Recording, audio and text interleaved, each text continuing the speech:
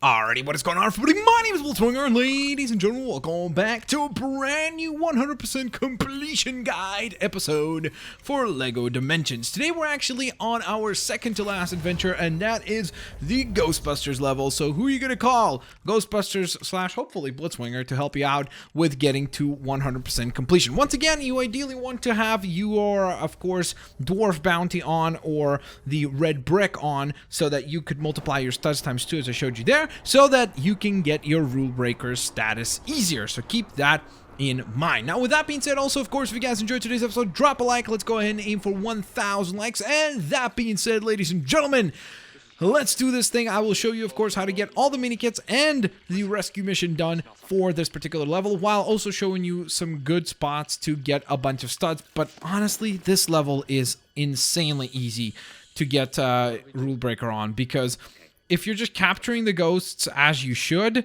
and destroying most, or not even most, some of the things in the rooms slash the stores slash the outside on the streets, you're gonna be perfectly fine. It is very, very, very simple to get the rule breaker status on this level. That's why I actually have it already by mistake, because I didn't even mean to get it, and just by making my way through the level I ended up getting enough studs to get rule breaker status. So it's very simple to get it done. Oh, they'll be totally discreet.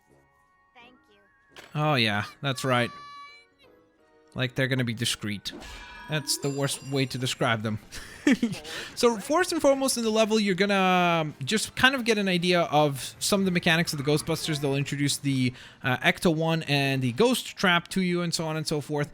Or sorry, just the Ecto-1. The Ghost Trap is not introduced yet. It will be introduced in this hotel room. So this is going to be the first place where we actually do stuff in. It's going to be the hotel room where Slimer and a bunch of his other ghastly, dastardly friends have basically taken over. So that's what we're going to be tackling, and that's what we're going to be taking care of. So in this very first room, there are two things that we need to do. So first and foremost, on the left hand side, which is what we're going to tackle first, is the rescue mission for this level. So you're going to need a character that can use the detection ability, and that might be the biggest item we've ever detected. That's crazy. That is a massive item that she just detected there.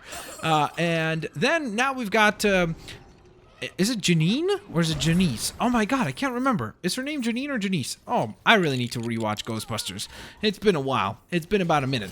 But she's now in trouble, so we need to try to figure out a way to get her off that chandelier. Well, we're going to need a drone character.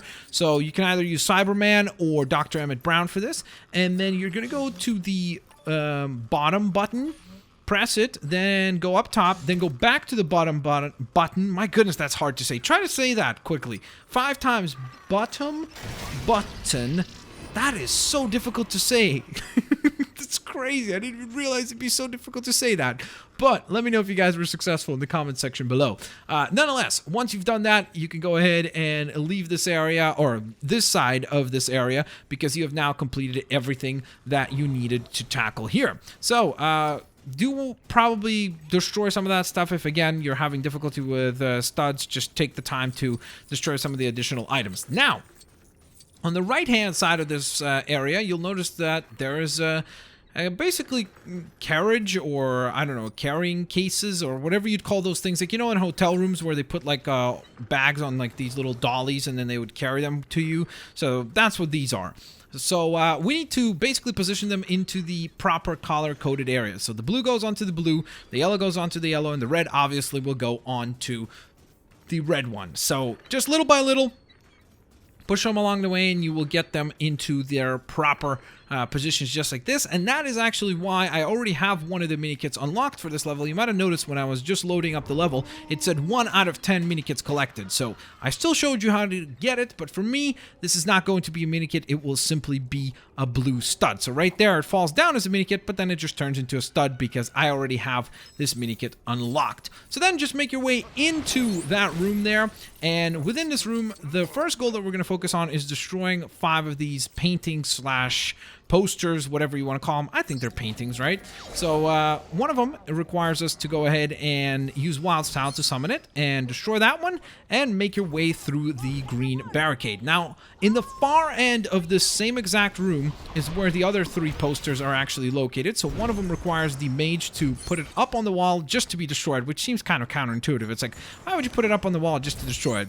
But nonetheless, we have to do that. We destroy the 4th one over there in the corner above the 3 golden little dish displays, where under one of them, Slimer is actually hidden. And then in this right-hand corner, you'll notice that there is our last and final one of the paintings, and that gives us our second minikit for this particular level. Now, a little bit of advice here to you guys again, in terms of studs and such.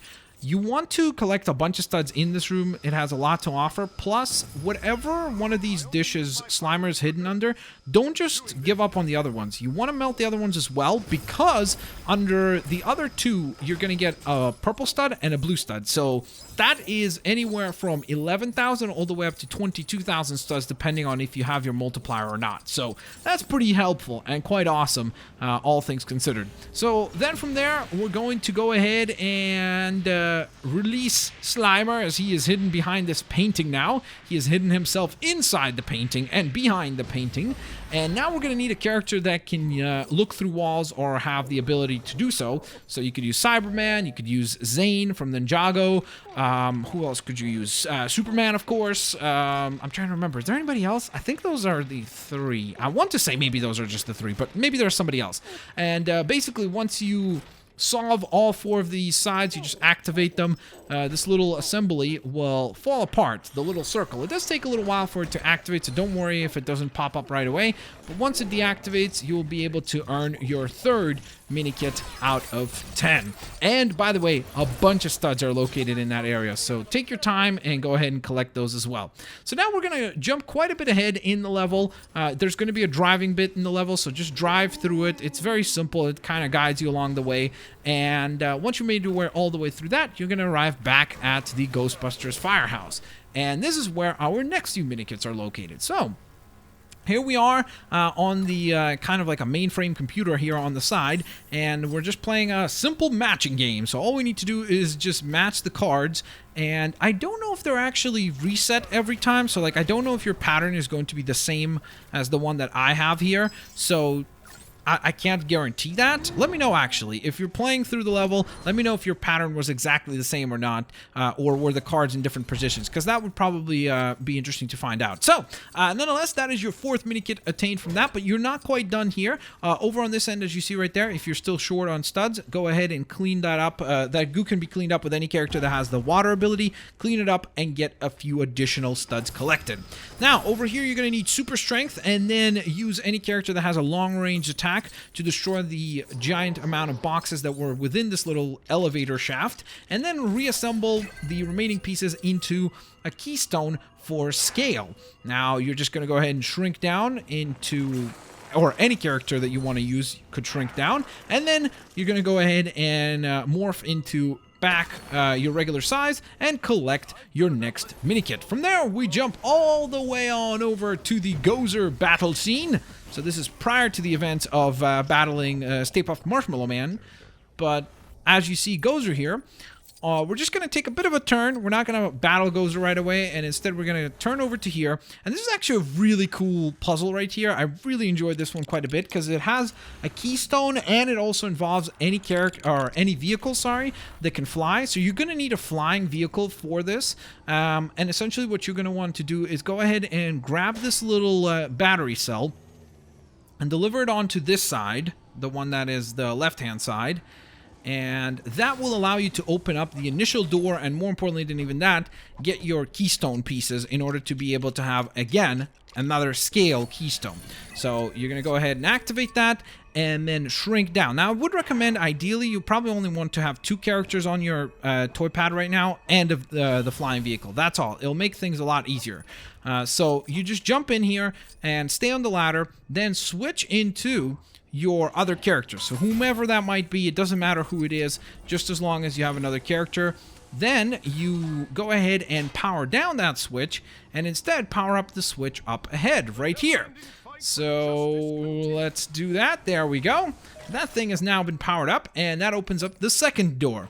Now, this is where I done diddly goofed a little bit, because I did not even realize that there was a third switch. You see, I'm looking at it now, and it looks pretty obvious, but even at first, I did see it on the wall, but I just never realized that it was like a switch that you could deposit this battery into, because I thought to myself, like, well, that thing is on the wall. Like, how are you going to be able to fly up and be able to place the actual power cell into it? It didn't seem like it would make any sense, and to be quite honest, they kind of break a lot of laws of physics here in terms of the way they work and such, but it still works. And you know what? We're dealing with ghosts and Gozer and a giant marshmallow monster, so I think we can forgive some manipulation of space and time and so on and so forth. So I think we can be somewhat forgiving. So here, I just wanted to test it out, see, okay, so that activates that door, and upon that moment, I realized, okay, well then there must be a way to activate this third one,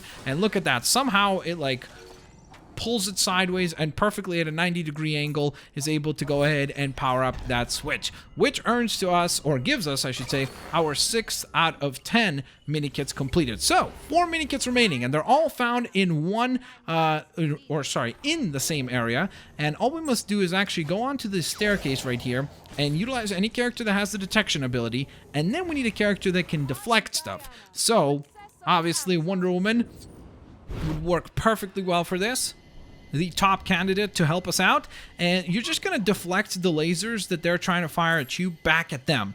And as you do this and the both of them disappear, you're going to have a new portal that has appeared all the way up at the top of the staircase. And all we need to do is just go ahead and march our way through that thing, and there we are. So this is going to be the area where we are going to be getting the remaining 4 Minikits. Well, not just this area, because now it looks like I'm talking about just this kitchen, but the entirety of this apartment, pretty much, or most of it. Anyways, so first and foremost, we pulled on that hook, then utilized the scale ability again. I realized scale is like really common as far as the keystone. That one is really common in this level, and we turned our character huge so we can pick up that giant block, and then we turn our character tiny so we can actually make our way through this little vent. And now that we've made our way all the way to the top, we walk on up, press the button, and speaking of vents, the little vent above the stove or whatever that was, or the cupboard, I guess maybe that's all that was, allows us to get our 7th Minikit collected. So we will then proceed on over to the main living room area, where a ghost decides that it would be funny to take control over the TV. And it does look kind of terrifying, to be honest. It's like, yeah, that does not look fun. But while here, what we're going to do is we're going to start kind of smashing and bashing some stuff all around. You're going to want to jump onto the couch there in order to unlock the red pieces for Chroma Keystone. The yellow pieces are actually up in the ceiling fan, and the blue pieces were in that first bookshelf that we destroyed before. So now that we have all 3 of the parts available, we can actually activate our Chroma Keystone, because prior to that, you might have noticed we couldn't actually activate it. It was grayed out because we didn't have the 3 colored panels. But we need to know what colors do we need to actually place on our base. Well, luckily we have this little musical note right here that helps us decide that. We have red in the middle, purple on the left-hand side, and orange on the right, which means that, of course, you're going to need to have red in the middle, which is very simple, but you're going to need to do a little bit of color mixing on the other 2. For orange, you're going to need to combine red and yellow, and for purple, you're obviously going to need to combine red and blue, which will result in the correct answer. So let's go ahead and do that right here. So we're going to go ahead and use red. Then we're going to turn the right-hand side yellow first, the left-hand side blue, and then we just take the red character and place them on both of them, and that solves our problems. Bada beam, bada boom. That is done. Then we have this ghost that plays the piano. It's a beautiful song. It's a lullaby to put the TV to sleep. It's like TVs have sleep mode, but this takes it to a whole new level, doesn't it? So there we are with our 8th Minikit collected, which means 2 more Minikits to go, of course. So let's go on ahead and call upon our ghost-busting friends. Any of the Ghostbusters will do just fine. And out of the portal, you'll notice that now there are ghosts that are trying to peek through. So we just need to go ahead and capture them. So once you have them all gooped up and tied up, just get your ghost trap, trap them in there. And by the way, that's why I said studs are easy in this level, because did you just see how many studs we got from just that? It's incredible. Over in the corner, though, before we can actually load up the ghosts, we need to create one of those machines, or one of those trap depository machines. And then you just pick up the ghost trap, march it on over there, and deposit the ghosts, upon which you will be rewarded with your second to last minikit, or your 9th minikit. Last but certainly not least, over on the left-hand side of the little apartment here, we're going to melt down that giant painting, and then summon in the one, the only Emmett. Now, at the time of this recording, there aren't any other characters that you could use for this, but later on, you should be able to use like Bane's drill machine for this as well, so don't worry, there isn't only one character that you have to use for this.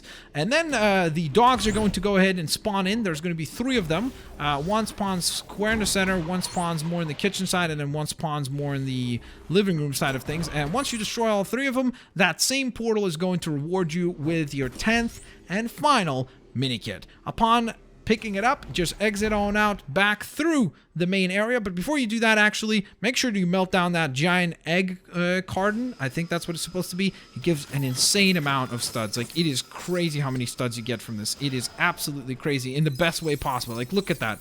That is so awesome. That is really, really, really cool. So jump through the portal and battle Gozer and Stay Puft Marshmallow Man. And Ghostbusters, level complete. And of course, not only is it complete, but it is completed to 100% completion. You could earn up to 4 or 3 gold bricks, depending on if you've played the level before or if you've tried it before. If you played it before, then up to 3 gold bricks, 1 for collecting 10 minikits, 1 for the rule breaker status, and then 1 for the rescue mission. I'll only be earning 2 since I already had rule breaker status, so keep that in mind. Now, let's see what the minikits assemble themselves into, because I have no clue. As I said before, I closed my eyes during this part. What is that? Oh, it's a Ghostbusters train? Okay. I kind of was hoping it would be like a cool Ecto 1 or something, but whatever. We earn a whole bunch of studs for completing the minikits correctly, and we do earn 2 additional gold bricks, which is fantastic. And as always, ladies and gentlemen, thank you so very much for watching today's 100% completion guide for LEGO Dimensions. Only one more level to go, and that is the Midway Arcade level. So that should be pretty fun. A whole bunch of wacky situations there, so I hope that you guys will check that out as well. As always, guys, don't forget to drop a like if you enjoyed today's video, and I hope that you guys will check out all the other ones as well. Hope this video helped you out, and I'll catch you guys next time. Peace out. See you laters, alligators. Bye-bye, everyone.